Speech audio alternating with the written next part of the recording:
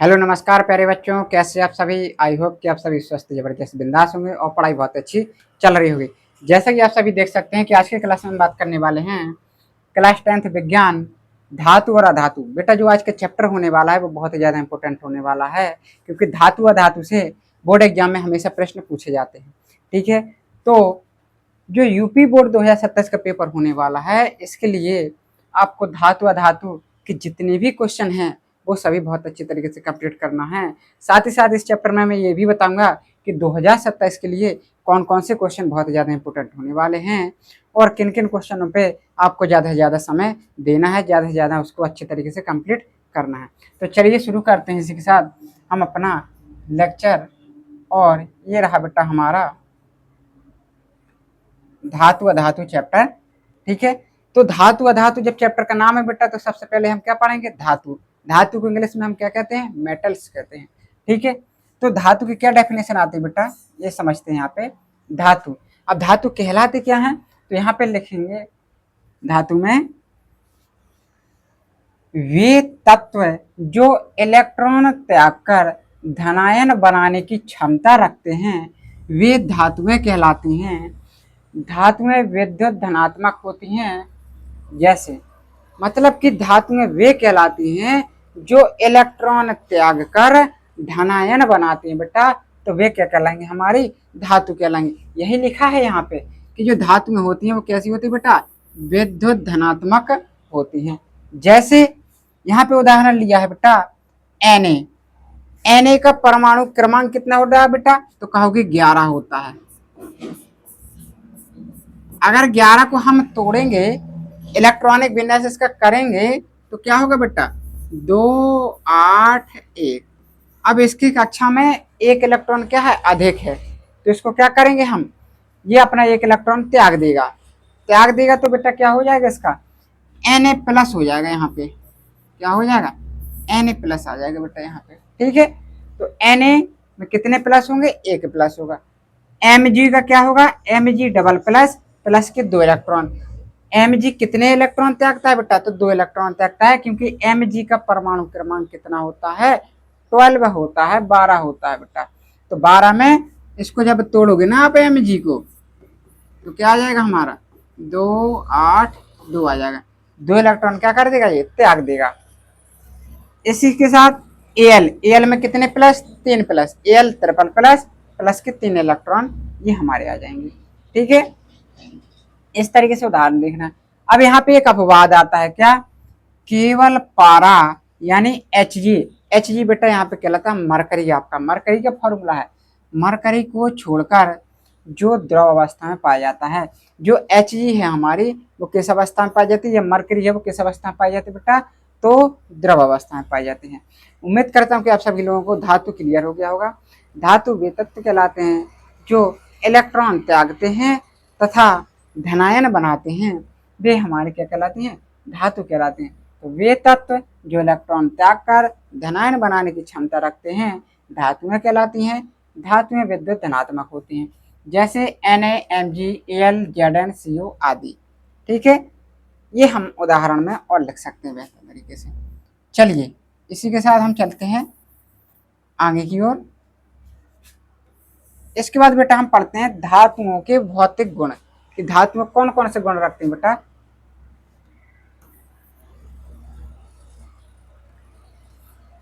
देखिए पहला जो गुण है बेटा हमारा धात्विक चमक। पहली हेडिंग डालेंगे हम और लिखेंगे धात्विक चमक में कि मुक्त इलेक्ट्रॉनों की उपस्थिति के कारण धातुओं में विशेष चमक होती है। क्या होती है? विशेष चमक होती है। जैसे आपने देखा होगा सोना चांदी, सोना चांदी में क्या होता है? विशेष प्रकार की चमक होती है बेटा, बहुत ही ज्यादा चमक होती है सोना चांदी में। तो क्या कह सकते हैं कि धातुओं में एक विशेष चमक होती है, जो किसके कारण होती है? मुक्त इलेक्ट्रॉनों की उपस्थिति के कारण होती है धातुओं में विशेष चमक। उदाहरण में क्या लिखना है? सोना चांदी। इसी के साथ विद्युत एवं ऊष्मीय सुचालक। विद्युत एवं ऊष्मीय सुचालक, ये हमको नेक्स्ट हेडिंग डालना है धातुओं के भौतिक गुण में। इसमें क्या लिखेंगे? अधिकांश धातुएं ऊष्मा और विद्युत की सुचालक होती है। सुचालक मतलब जिनमें करंट चला जाए, प्रवाहित हो जाए, तो वे क्या कहलाएंगे? सुचालक कहलाएंगे। जैसे एल्यूमिनियम सबसे अच्छी सुचालक धातु है। कैसी धातु है? सबसे अच्छी सुचालक धातु अगर कोई मानी जाती है बेटा तो क्या मानी जाती है? एल्यूमिनियम मानी जाएगी। ठीक है, चलिए इसी के साथ अगला गुण पढ़ते हैं हम, आघात वर्धनीयता। आघात वर्धनीयता नाम है, क्या लिखना है? धातुओं को पीट कर पतली चादर के रूप में परिवर्तित करने का गुण क्या कहलाता है? आघात वर्धनीयता कहलाता है बेटा। ठीक है, जैसे चांदी और सोना अत्यधिक आघात वर्धनीय है। जैसे बेटा समझो, ये हमने कोई धातु का इतना टुकड़ा ले लिया, अब इसको हमने हथौड़े से या किसी भी मशीन से पीट पीट के क्या कर दिया, हमने इसको भैया ये बना दिया, इतना बड़ा, छोटा टुकड़ा था, पीट पीट के हमने बड़ी चादर बना दी, तो ये क्या कहलाएगा? हमारा आघात वर्धनीयता कहलाएगा। जैसे आपने कभी ना कभी मिठाई खाई होगी, तो मिठाई के ऊपर क्या होता है? सोने और चांदी की परत चढ़ी रहती है, तो बेटा वो कैसे बनाई जाती है? ऐसे ही बनाई जाती है। सोने चांदी के छोटे छोटे टुकड़े लिए जाते हैं, उनको पीट पीट के इतना पतला किया जाता है कि वो खाने योग्य बन जाती है, बहुत ही पतली सीट बन जाती है उसकी। ठीक है, तो ये कहलाते बेटा आघात वर्धनीयता। ठीक है, चलिए इसी के साथ चलते हैं आगे की ओर। तन्यता। तन्य मतलब बेटा समझ सकते हो आप, तन्यता, तीनना, क्या खींचना। तन्यता मतलब खींचना। कैसे? धातुओं को खींचकर पतले तार के रूप में परिवर्तित करने का गुण क्या कहलाता है? तन्यता कहलाता है बेटा। कोई धातु है, उसको खींच खींच के हमने क्या कर दिया? तार बना दिया बेटा, तो ये क्या कहलाएगा? हमारा तन्यता कहलाएगा। जैसे 1 ग्राम सोने से लगभग 2 किलोमीटर लंबा तार खींचा जा सकता है। कितने से बेटा? 1 ग्राम सोना है अगर आपके पास, तो उसको खींच खींच के आप कितने किलोमीटर बना दोगे? 2 किलोमीटर लंबा तार बन जाएगा आपका। ठीक है, चलिए इसी के साथ कौन सा गुण होता है? कठोरता। इसके बाद कौन सा गुण होता है बेटा? कठोरता। इसमें लिखेंगे साधारण ताप पर अधिकांश धातुएं कठोर होती हैं। कैसी होती है बेटा? कठोर होती हैं।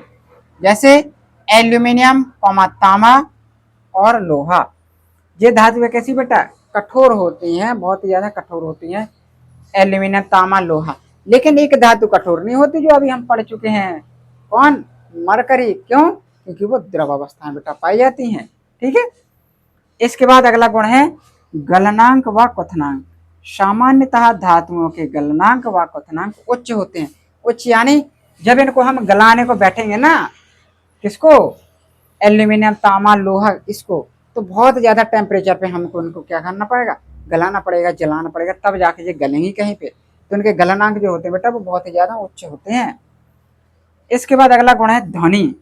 ध्वनि मतलब धातुओं को अगर हम पीटे ना आपस में, तो कुछ आवाज निकलती है। जैसे आप जिस भी विद्यालय में पढ़ते होंगे, तो वहां पे एक बेल लगी होती है, जिसको चपरासी हर 1 घंटे में बजाता है, तो उससे क्या निकलती है? ध्वनि निकलती है। और समझो उदाहरण, जैसे आप कभी ना कभी मंदिर में गए होंगे, तो मंदिर में क्या होता है? घंटा लगा होता है, जिसको हम बजाते हैं तो टन टन की आवाज आती है। आती है या नहीं आती? तो क्या होता है? धातुओं से ध्वनि उत्पन्न होती है बेटा। तो ये भी उसका एक गुण है धातुओं का। धातुओं में एक विशेष प्रकार की ध्वनि होती है, अर्थात इन्हें पीटने पर आवाज उत्पन्न होती है। ठीक है, ये हम बेटा इसमें लिख देंगे। चलिए इसी के साथ चलते हैं आगे की ओर। अब देखिए बेटा, एक अपवाद है, नोट पॉइंट करना है। ये बेटा अक्सर आपका बहुविकल्पी प्रश्न में पूछा जाता है, वेरी वेरी इंपोर्टेंट है ये 2027 के लिए आपका क्वेश्चन। सोडियम तथा पोटेशियम धातुएं मृदु होती हैं, इन्हें चाकू से आसानी से काटा जा सकता है। मतलब ये इतनी मृदु होती है बेटा कि इनको हम चाकू से आसानी से काट सकते हैं। जैसे पनीर को हम कैसे काट देते हैं? काट देते हैं चाकू से। ठीक उसी तरीके से हम इसको भी चाकू से आसानी से काट सकते हैं। इतने मृदु धातु होती हैं। कौन? सोडियम और पोटेशियम। इसके बाद देखिए क्या पढ़ना है हमको। इसके बाद देखिए धातुओं के रासायनिक गुण। क्या पढ़ना है? धातुओं के रासायनिक गुण। अभी हमने पढ़े धातु, धातु के क्या पढ़े हमने? भौतिक गुण। अब क्या पढ़ना? धातुओं के रासायनिक गुण। पहले हेडिंग डालेंगे ऑक्सीजन से क्रिया।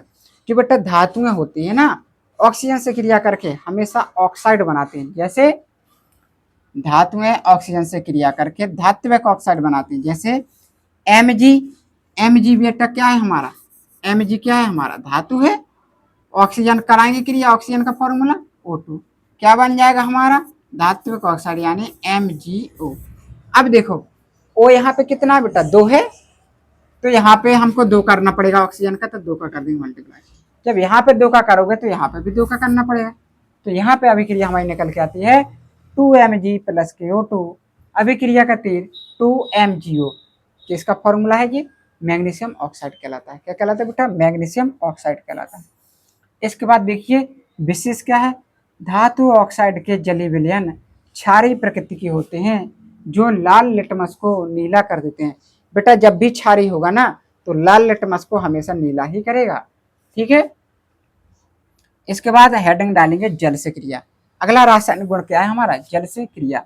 इसमें क्या है, धातुएं जल से क्रिया करके हाइड्रोजन गैस मुक्त करते हैं एवं धातु हाइड्रोक्साइड या धातु ऑक्साइड बनाते हैं, ठीक है। जैसे Ca प्लस के H2O is equal to CaOH का होल ट्वाइस प्लस के H2। हाइड्रोजन गैस हमको पहले ही निकाल देना बेटा बाहर, ठीक है। इसको बैलेंस कर लेंगे तो यहाँ पर 2 का मल्टीप्लाई करना पड़ेगा, बाकी हो जाएगा हमारे संतुलित, ठीक है। तो इस तरीके से हमको याद रखना है उदाहरण हमारे जल से क्रिया जब कराते हैं, ठीक है। चलिए इसी के साथ चलते हैं आगे की ओर। इसके बाद हेडिंग डालेंगे बेटा तनु अम्लों के साथ क्रिया। किससे क्रिया, तनु अम्लों के साथ बेटा क्रिया। देखिए तनु अम्लों के साथ क्रिया जब बेटा कराएंगे तो देखिए सामान्यतः धातुएं तनु अम्लों से क्रिया करके हाइड्रोजन गैस मुक्त करती हैं एवं लवण बनाती है। क्या बनाती है बेटा, लवण बनाती हैं। जैसे हमने कोई धातु ले ली Zn प्लस के H2SO4, ये क्या है हमारा, एक अम्ल है, तो क्या हो जाएगा ZnSO4 प्लस के H2, यानी H2 तो निकाल ही देना है। जैसे हम और उदाहरण ले लो बेटा, Cu ले लो प्लस के Na ले लो, यहाँ पे Na ले लिया प्लस के HCl ले लिया, क्या हो जाएगा H2 तो बेटा हमको बाहर निकाल देना है, प्लस क्या बचा NaCl बचा बेटा। जब यहाँ पे H2 है तो यहाँ पे H के 2 करने पड़ेंगे, तो H के तो 2 हो गए लेकिन Ca के 2 हैं, तो यहाँ पे 2 का करना पड़ेगा, तो यहाँ पे 2 का करना पड़ेगा। इस तरीके से हम बैलेंस कर लेंगे, ठीक है। तो जब भी धातुएं अम्लों से क्रिया करेंगे तो हमेशा हाइड्रोजन गैस निष्कासित करेंगे या विस्थापित करेंगे। और एक चीज बेटा यहाँ पे समझना है कि जो अभिक्रिया है ना, ये इस अभिक्रिया को हम विस्थापन अभिक्रिया कहते हैं या प्रतिस्थापन अभिक्रिया कहते हैं। ये चैप्टर पहले में पढ़ाया जाता है रासायनिक अभिक्रिया में, ठीक है। चलिए इसके बाद पढ़ेंगे हम क्लोरीन से क्रिया। क्या पढ़ेंगे, क्लोरीन से क्रिया।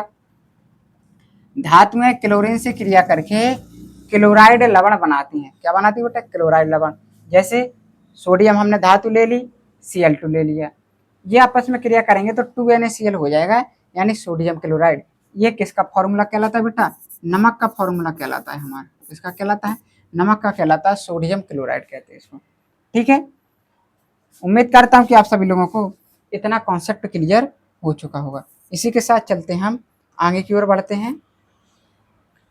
अब देखो इसी के साथ बेटा हमने धातु अपना पूरा कंप्लीट कर लिया। धातु पढ़ लिया, धातु के भौतिक गुण पढ़ लिए, धातुओं के रासायनिक गुण भी पढ़ लिए। अब पढ़ना है हमको अधातु।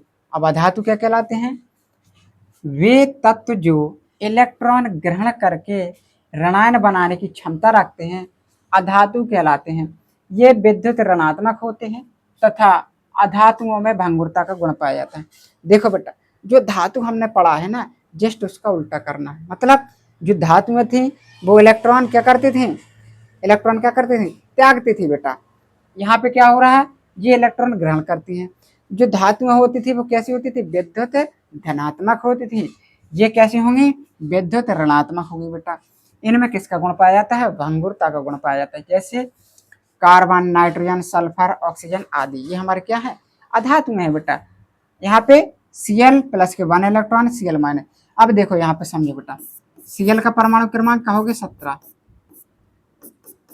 इसको कैसे तोड़ते हैं, 2, 8, 7, क्योंकि पहली कक्षा में हमेशा 2 इलेक्ट्रॉन, दूसरे में 8 और तीसरे में जो बचा, ठीक है। अब देखो 2, 8, 7। अब इसको 8 करने के लिए बेटा कितनी आवश्यकता, कहोगे एक इलेक्ट्रॉन की आवश्यकता है, यानी इसको किसी से एक लेना पड़ेगा। और जब कोई चीज हम किसी से लेते हैं तो क्या हो जाते हैं, हम ऋण ही हो जाते हैं बेटा। तो यहाँ पे क्या हो जाएगा, Cl+ के 1 इलेक्ट्रॉन इसने एक ले लिया तो Cl- हो जाएगा, यानी एक का ये ऋण ही हो जाएगा बेटा। इसी तरीके से जो ऑक्साइड ऑक्सीजन का है बेटा, O+ के 2 इलेक्ट्रॉन, क्योंकि इसका परमाणु क्रमांक कितना होता है ऑक्सीजन का, 8 होता है बेटा। तो जब इसको तोड़ोगे ना आप तो 2 6 आ जाएगा, यानी इसको कितनी आवश्यकता है, 2 इलेक्ट्रॉन की आवश्यकता है। तो यहाँ पे O में डबल माइनस हो जाएगा। ठीक है, उम्मीद करता हूँ कि इतना कॉन्सेप्ट आप लोगों का क्लियर हो चुका होगा। ठीक है, चलते हैं इसी के जस्ट आगे। ठीक है बेटा, ये रहा हमारा अधातुओं के भौतिक गुण। अभी हमने पढ़ा था धातुओं के भौतिक गुण, अब पढ़ना हमको अधातुओं के भौतिक गुण। पहले हेडिंग डालेंगे हम धात्विक चमक, अधातु में पहली हेडिंग डालेंगे धात्विक चमक। इसमें लिखना है, क्या लिखना है, सामान्यतः कोई विशेष चमक नहीं होती है। किसमें, अधातुओं में सामान्यतः कोई विशेष चमक नहीं होती है। अपवाद है, लेकिन कुछ अपवाद हैं, इसमें चमक तो होती नहीं है, लेकिन एक दो ऐसी धातुएं हैं, जिन अधातुएं हैं जिनमें क्या होती है, विशेष प्रकार की चमक होती है। जैसे आयोडीन व ग्रेफाइट में विशेष चमक होती है बेटा। आयोडीन और ग्रेफाइट में क्या होती है, चमक होती है बेटा, विशेष प्रकार की चमक होती है। भंगुरता, इसके बाद हेडिंग डालना है भंगुरता। और भंगुरता में क्या लिखना है कि हथौड़े से पीटने पर छोटे छोटे टुकड़ों में टूट जाता है। जो बेटा अधातुएं होती है ना, उनको अगर हम हथौड़े से पीटेंगे तो वह छोटे छोटे टुकड़ों में टूट जाते हैं। जैसे जब कोयला टुकड़ा लेंगे, आप कोयला का टुकड़ा लेंगे हम कोयले को, और उसको हथौड़े से तोड़ेंगे ना बेटा, फोड़ेंगे तो छोटे छोटे टुकड़ों में टूट जाता है वो। ठीक है, तो हथौड़े से पीटने पर छोटे छोटे टुकड़ों में परिवर्तित होना या टूट जाना क्या कहलाता है, भंगुरता कहलाता है बेटा। इसके बाद हेडिंग डालेंगे कठोरता। अधिकांश ठोस अधातुएं मृदु होती हैं। कैसी होती हैं, मृदु होती हैं, यानी मुलायम होती हैं, खास कठोर नहीं होती हैं। लेकिन अपवाद है, कुछ अपवाद हेडिंग डाल के लिखना। कार्बन का अपर रूप हीरा सबसे कठोर होता है बेटा। जो हीरा होता है ना, वो सबसे कठोर होता है, इतना कठोर होता है कि बहुत ज्यादा कठोर होता है। तो ये हमारा यहाँ पे अपवाद हो जाता है। एग्जाम में बेटा पूछा जाता है, बोर्ड एग्जाम में बहुविकल्पी क्वेश्चन में, कि सबसे कठोर अधातु, तो क्या हो जाएगा हमारा, हीरा हो जाएगा। अधातु, धातु नहीं अधातु। अगली हेडिंग है गलनांक और क्वथनांक। अधातुओं के गलनांक एवं क्वथनांक कम होते हैं। क्या होते हैं बेटा, कम होते हैं। ये बहुत ही कम ताप पे ही गले जाएंगे, निम्न ताप पर वाष्पित हो जाते हैं, मतलब निम्न ताप पे ही क्या हो जाएंगे, वाष्पित हो जाएंगे बेटा। ठीक है, इसके बाद देखो, इसके बाद डालेंगे अधातुओं के रासायनिक गुण। अधातुओं के रासायनिक गुण, जैसे धातुओं के पढ़े थे वैसे इसके पढ़ेंगे।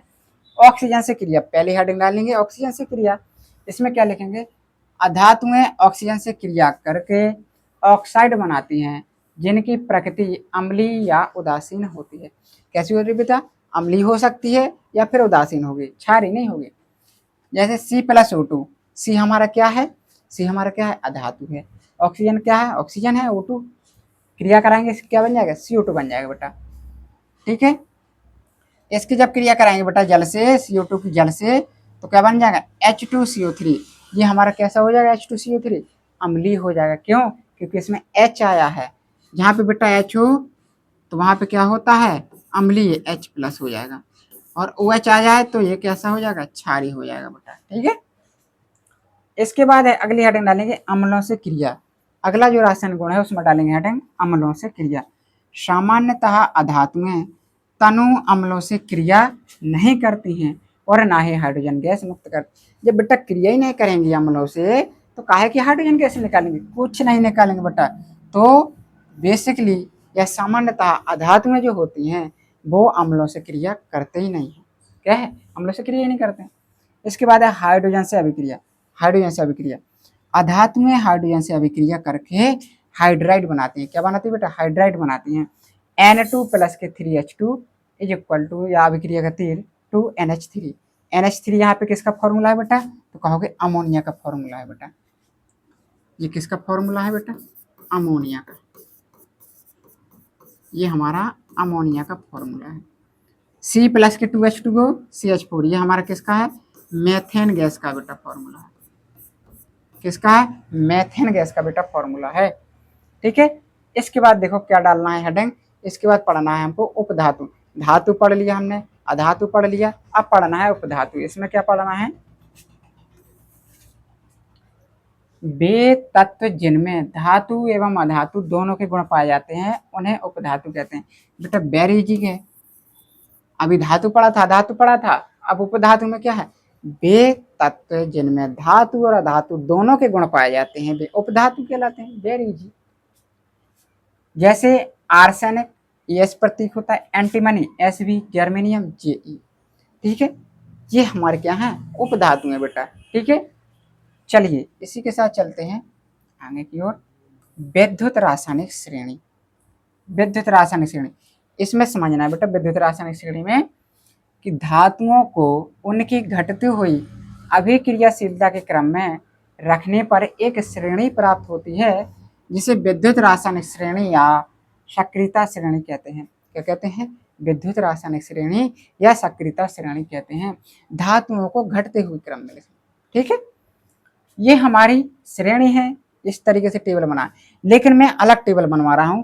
आपको क्या करना है? विद्युत रासायनिक जो श्रेणी है आपको ये हेडिंग डालना है, विद्युत रासायनिक श्रेणी। इसके बाद क्या करना है? ये परिभाषा लिख लेना है। इसके बाद जो टेबल बनानी है विद्युत रासायनिक श्रेणी की, वो टेबल ये वाली नहीं बनानी है, मैं टेबल बता रहा हूँ आपको कौन बनाने हैं। देखो, आपको जो बेटा टेबल बनानी है ना, आपको बेटा जो टेबल बनानी है वो ये वाली बनानी है।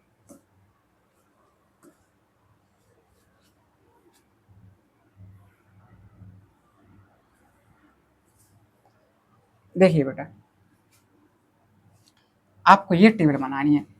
एक कॉलम में लिखेंगे धातु का नाम, दूसरे में लिखेंगे प्रतीक। लिथियम Li प्रतीक चिन्ह, potassium K, barium Ba, strontium Sr, calcium Ca, sodium Na, magnesium Mg, aluminium Al, manganese Mn, zinc Zn, chromium Cr, iron Fe, cadmium Cd, cobalt CO, nickel Ni, tin Sb, lead Pb, hydrogen H, copper Cu, mercury Hg, silver क्या हो जाएगा Ag, और platinum Pt, gold Au। ये हमें table बनानी है धातुओं की सक्रियता श्रेणी घटते हुए क्रम में। ठीक है, अब देखो एक चीज, यहाँ पे लिथियम जो पहले नंबर पे लिखा है इसका मतलब है कि ये जल्दी क्रिया कर लेता है, और जो लास्ट में लिखा है गोल्ड, ये सबसे कम क्या होता है? सक्रियता होता है या क्रियाशील तत्व होता है। ठीक है, अब देखो ये तो हो गया बेटा याद करने का, लेकिन अब इसको याद कैसे करेंगे? सक्रियता श्रेणी को याद करने का या विद्युत रासायनिक श्रेणी को याद करने का बहुत अच्छी ट्रिक बता रहा हूं आपको। इस ट्रिक से आप इसको याद कर सकते हैं। कैसे करोगे? देखो, लिथियम पोटेशियम यहां पे लिखेंगे लिख बसर काना मग अल मन जन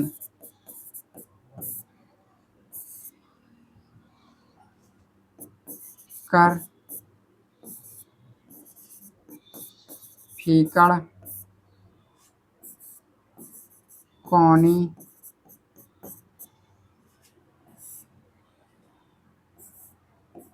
शन पब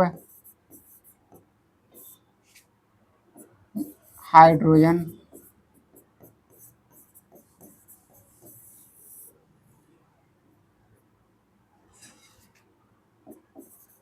कु पारा